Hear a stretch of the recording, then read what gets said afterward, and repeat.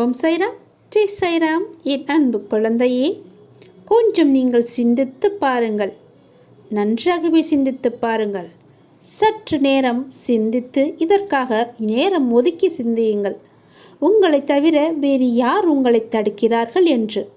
மனிதன் தன்னைத்தானே முடமாக்கிக் கொள்கிறான் என்பதுதான் விந்தையிலும் விந்தை. தெரியுமா? உங்கள் தவறுகளை வேட்டையாடுவதற்கு உன்னிப்பாக உங்களை கவனித்துக் கொண்டிருப்பார்கள். ஏதாவது நல்ல விஷயத்தை உங்களிடத்தில் கண்டால் குருடர்களாகி விடுவார்கள்.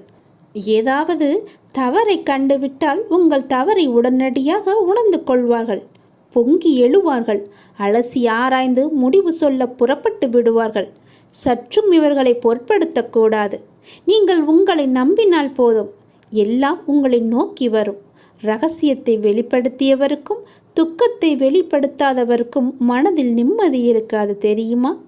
உங்கள் பயம் எதிரிக்கு தைரியம், உங்களுடைய அமைதி எதிரிக்கு குழப்பம். குழப்பத்தில் இருப்பவர்கள் எப்போதுமே ஜெயிப்பதில்லை. நன்றாக ஞாபகம் வைத்துக்கொள். இதன்படியே செய்து கொள். உங்களுடைய பயம்தான் எதிரிக்கு தைரியம். அதனால் நீங்கள் பயமின்றி இருங்கள். நீங்கள் எப்பொழுதுமே அமைதியாக இருங்கள். அவர் என்ன செய்கிறார் என்ற குழப்பத்திலேயே அவர் இருக்கட்டும். எதுவாக இருந்தாலும் முதலில் உங்கள் பயத்தை அகற்றுங்கள்.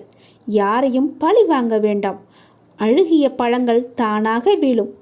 மரத்தின் இலைகள் உதிர்வது போல காலங்கள் மாறும். காலங்கள் மாறும்போது சில கவலைகளும் தானாகவே உதிர்ந்துவிடும்.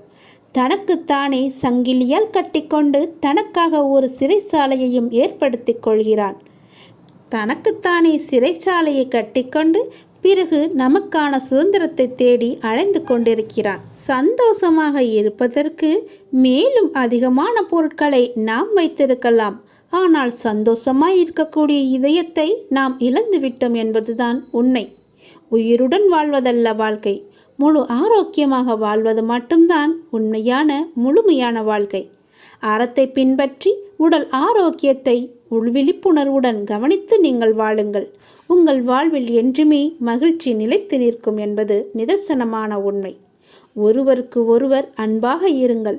அன்பை பொழிந்து மற்றவர்கள் உயர நீங்கள் உதவுங்கள். அன்பு என்பது வேகமாக பரவக்கூடியது. அன்பு ஒரு மிகப்பெரிய குணப்படுத்தும் ஆற்றல் கொண்டது. அன்புக்கு அத்தகைய மகிமை இருக்கிறது. நாம் பட்டியலின்றி வாழ்க்கையை வழிநடத்துகிறோம். அதன் விளைவாக எரிந்து தவிக்கிறோம். இந்த வீணான வாழ்க்கை முறையிலிருந்து தப்பிக்க நாம் நிம்மதியான வாழ்க்கையை தேடி செல்ல வேண்டியிருக்கிறது. நிம்மதி எங்கும் இல்லை, உங்களிடத்தில் மட்டும்தான் இருக்கிறது. அது எங்கும் தேடி போக வேண்டாம், உங்களிடமே இருக்கிறது.